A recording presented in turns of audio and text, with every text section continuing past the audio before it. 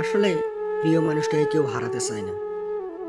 আর প্রিয় মানুষটা হারিয়ে গেলে যে কি পরিমাণ কষ্ট হয় সেটা হয়তো কেউ কখনো বুঝতে পারবে না।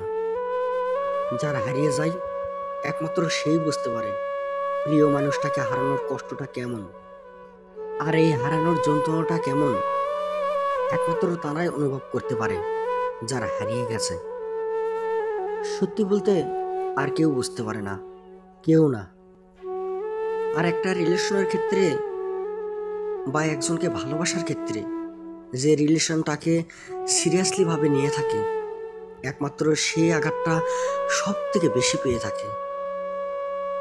আর যে হারিয়ে যায় সে আর কিভাবে বুঝবে হারানোর কষ্টটা? যদি সে বুঝতো তাহলে হাতটা ছেড়ে দেওয়ার আগে অন্তত একটা বার ভেবে দেখতো।